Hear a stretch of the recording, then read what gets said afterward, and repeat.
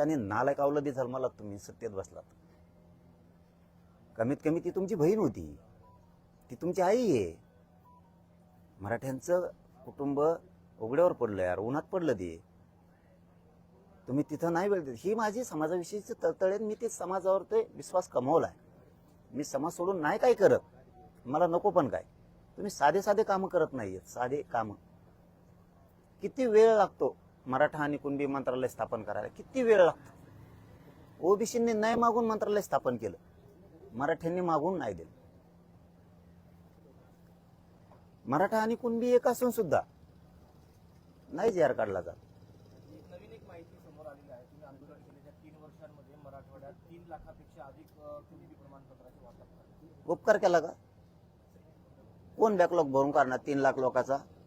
याचा अर्थ आम्हाला आरक्षण होतं, आमच्या नोकऱ्या कोणी लाटल्या? 1967 पासून आतापर्यंत 50-60 वर्षात आमचं वाटोळं सरकारनं काय केलं? ते 5 लाख निघू तुमच्या म्हणण्यानुसार मराठवाड्यात कुणबी प्रमाणपत्र, किंवा 1000 निघले ना, याचा अर्थ आम्ही आरक्षणात होतो ना. आमचा बॅकलॉग कोण भरून काढणार? आमचं नुकसान आता 5 पिढ्याचं का? आमच्या जागा हडपिल्या? आम्ही कुणबी आणि मराठा हा एकच आहे, हे वारंवार सांगितलं गेलंय, पण हे करतच नाहीयेत ना. त्यामुळे आपण हे बघा, मी 2 मिनिटातच तुम्हाला सांगितलं होतं की मी 10:30 आला असंच फायनल करून टाकणार आहे माझा विषय. मला आता ना आरपारचं खेटायचं, मला आता आरपारचं खेटायचं. त्यामुळे मी आल्यालाच तुम्हाला सांगून टाकलं आहे असंच 30 तारखेला उठून मी उन्हात एखाद्या रानात बसणार. उन्हात बसणारे त्याला काय स्थळ ठरलं तरी आरक्षण नाही, नाही स्थळ ठरलं तरी आरक्षण नाही, आणि ठरविलं तरी आरक्षण नाही. सगळ्या मागण्या दिल्या तरी आरक्षण नाही, समजून सांगितलं तरी आरक्षण नाही, कायद्यात बसतंय हे सांगितलं तरी आरक्षण नाही, प्रेमाने बैठका घेऊन सांगितलं तरी बी आरक्षण नाही, मोर्चे घेऊन गेलं तरी पण नाही. त्यापेक्षा होऊन जाऊ दे, काय होऊन जायचं होऊ दे एकदा. हा ठीक, एक गोष्ट खरी आहे, याच्यात माझ्यावरती प्रेम करणारा गोरगरीब मराठ्यांचा खूप मोठा वर्ग आहे. त्यांना विषय वाईट वाटणार आहे की उन्हात लोक बाहेर निघत नाहीत, आणि तुम्ही एवढ्या रखरखत्या उन्हात आता जीवाची लाईलाई होणार आहे. त्याच्यात ते माशासारखं तरफडून मेल्यासारखा प्रकार आहे आता येऊ. त्यांना वाईट वाटेल, पण माझा नाविलाज आहे, मला त्या भूमिके घ्यावा लागते. आणि मे महिन्याच्या या कडक उन्हात मी त्या उन्हात जीवाची लाई झाली तरी चालत. काय तरफड व्हायचं तेवढा तरफड मारफड होऊ द्या, पण मी मात्र उठत नाही आता.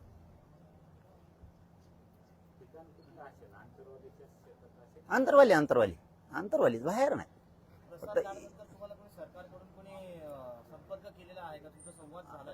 केलाय, पण बोलून करता काय दादा?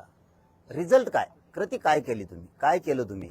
लावालाव्याच्या पलीकडे तुम्हाला काही आलंच नाही आयुष्यात तुमच्या. तुम्ही दुसरं काही केलंच नाही. लावालावी सोडून तुम्हाला काही आलंच नाही. ह्यो मराठा त्याच्या अंगावर घाल आणि त्यो मराठा त्याच्या अंगावर घाल, आणि काम करणारे वेटीस धर. याच्या पुढे तुम्हाला काही आयुष्यात आलंच नाही ना. सरकार म्हणून फोन करून काय करता? रिझल्ट काय देणार तुम्ही? तुमचे फोन मस आले. हा, मला इथं मराठ्यांना रिझल्ट द्यायचा आहे, त्यांना आरक्षण द्यायचंय. तुम्ही काय दिलं? फोनवर बोलणं. त्यातलं मी नाहीये बाबा. मला तुम्ही बोलून काय करायचंय? माझ्या मराठ्यांचे लेकरं बाळ अधिकारी झाले पाहिजे, ते साहेब म्हणून माझे आईबाप मराठ्यांना बघायचे. अरे तुम्ही काय उत्तर देता रे नालायकासारखी? काय उत्तर आहे त्यांचे?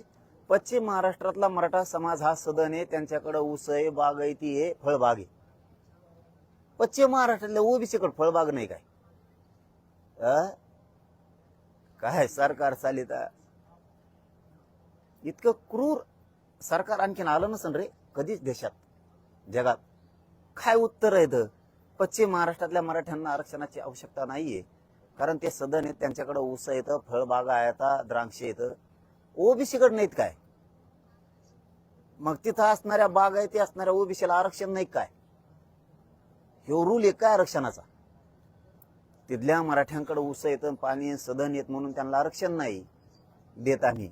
मग तिथला ओबीसी काय डोंगरात राहतो का? त्यांच्याकडे फळबागा ऊस नाहीत काय? त्यांच्या पोरा नोकऱ्यातून आरक्षणातून नोकऱ्यात नाही काय गेली म्हणून मराठ्यांची जाऊ नये? विदर्भ मराठवाडा आम्हाला पाणी नाही आरक्षण बी नाही. काय चूक केली राव आम्ही? अखंड महाराष्ट्राची एकजूट राहावा म्हणून मराठवाड्याला आरक्षण असून सुद्धा मराठवाडा आरक्षण सोडून अखंड महाराष्ट्र सामील झाला. अरे नागपूरला तरी पश्चिम महाराष्ट्रात यांनी नागपूर करार केला. अरे आम्ही एवढा विश्वास टाकला या महाराष्ट्रावरती, या महाराष्ट्राच्या सरकारवरती, की विनाट आम्ही तुमच्याकडे आलो. कारण कुठं आपली एकजूट दिसावं, आपण अखंडपणा आपल्याला दिसला पाहिजे. तरी तुम्ही आम्हाला आरक्षण असून सुद्धा देत नाहीत. तुम्हाला लढाई खेटायचंच ना, त्याला विलाजच नाही. खेटू आपण 30 तारखेपासून खेटू. किती खेटायचं तुम्हाला? यांना लावायचं पलीकडे काय नाही आलं बघा. यांच्या क्षमता नाही गोरगरिबांचे प्रश्न सोडवायची. जे सोडतायत ते मराठीकडे गेले नाही पाहिजे म्हणून त्या मंत्र्यांना टार्गेट केलं जातं. अजितदादा शिंदे साहेबाचे मंत्री टार्गेट का? ते गरीबाच्या समस्या जाणून घ्यायला येते म्हणून. तुम्हाला यायचं नाही. तुम्ही टाळ्या वाजणारे असल्यासारखे बंगल्याच्या आत बसता. तुम्हाला बाहेर यायचं नाही. तुम्हाला गोरगरिबाच्या शेतकऱ्याचे प्रश्न सोडायचे नाही. डिझेलचा एवढा उद्रेक चाललाय, तुम्हाला पंपावर येऊन बघायचं नाही का हाल चाललेत. कोणाचं घर जळालं, त्याच्यात माणूस जळाला तर दवाखान्यात जाऊन तुम्हाला त्याला बघायचं नाही. एखादं पेशंट आजारी पडलं, अपघात असला, त्याचं ऑपरेशन असलं, तुमचा मुख्यमंत्री सहायता निधी लवकर लोकांना येत सुद्धा नाही. तुमचा पीएस सापडे 8 दिवस जाते, तोवर पेशंट मरत नाही तर सुट्टी होऊन घरी येतं. हे तुमचे काम.